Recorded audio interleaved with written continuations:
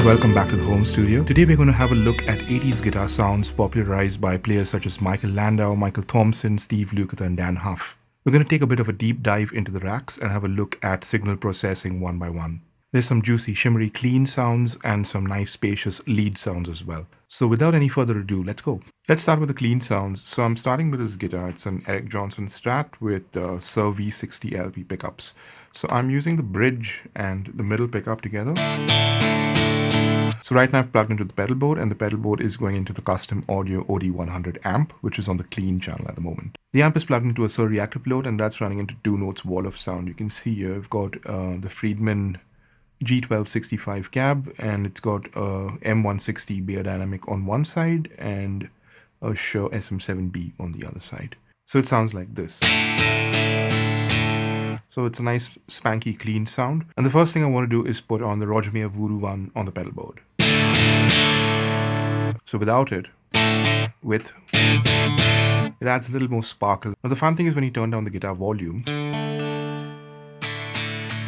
it starts giving you this shimmery, almost acoustic-y kind of a sound. Now it does drop the volume. So what we're going to do is put on this DBX compressor here.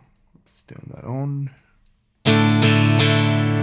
And that brings up the volume because it's compressing and brings up all the softer stuff. So as long as the guitar volume is down, you don't really want to turn the guitar volume up too much. It gets a bit weird then. So guitar volume down to around say 6 or 7.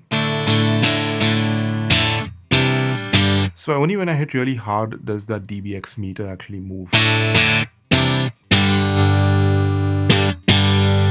So now it's between 7 and 8 on the guitar. That's kind of what I'm looking at. So after the DBX, I've got this tri-stereo chorus plugin. And it adds this nice lush stereo chorus.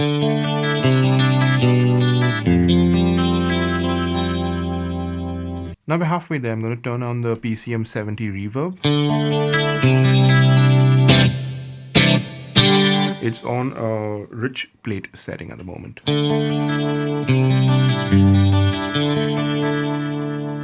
Now the next thing I want to do is put on the SPX90 detune. Now this was part of Landau's rack, and a bunch of people used this back in the 80s. I found Landau's settings in one of the Guitar magazine interviews that he did, and this is what he said. Back in the 80s, I was trying to emulate the chorus sound that Pat Metheny would get. I ended up taking it to extremes back in those days, and at times I would often add a stereo harmonizer after the stereo chorus. I would use a plus 13 pitch bend on the left side and a minus 13 pitch bend on the right side, with a 20 millisecond delay on one side and a 25 millisecond delay on the other.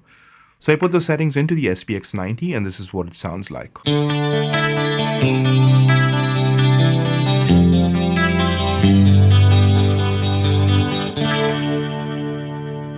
Now the final piece of the puzzle is when you add the stereo delays, and these are from the MPX1. Now Landau and Lukather and a bunch of guys in the 80s would have 2 Lexicon PCM 42s. Both are mono delays, so they would have 2 of them for stereo, and they would have different delay times on the left and right side. On the MPX1, I've just got a stereo delay, and it's got a bit of detune on it for a bit of chorusing. It's not exactly a modulated delay, but it does sound pretty close.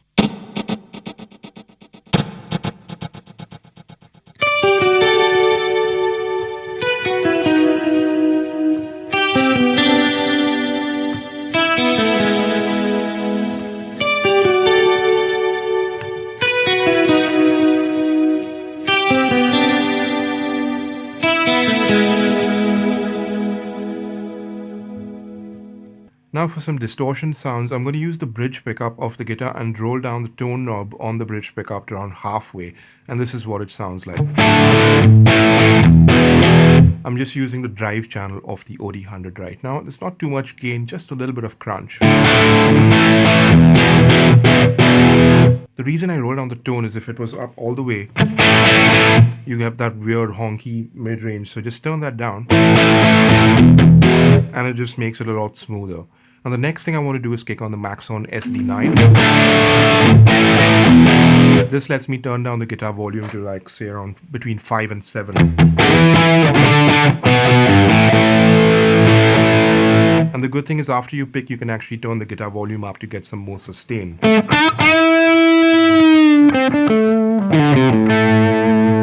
So it's really responsive to your picking attack. I'm using a couple of plugins, the Teletronics LA3A for a bit of compression and this API 550A EQ. I'm bumping a bit of 200 Hz and 3 kHz.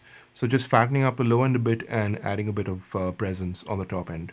Now to this dry guitar sound, what I'm going to do is add the reverb from the PCM 70. Then we're going to add the SPX 90 back in.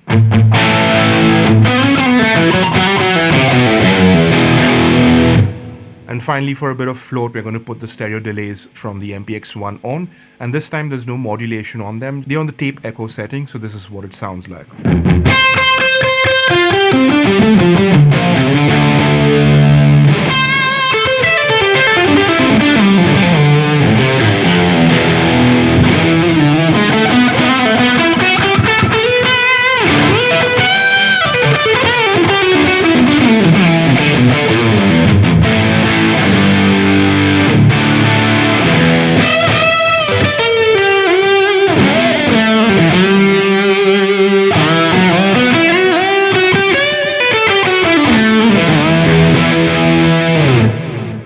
Hope you enjoyed these sounds. Leave me a comment, let me know what you think, and if you like the video, please like and subscribe. Thanks for watching. Bye-bye.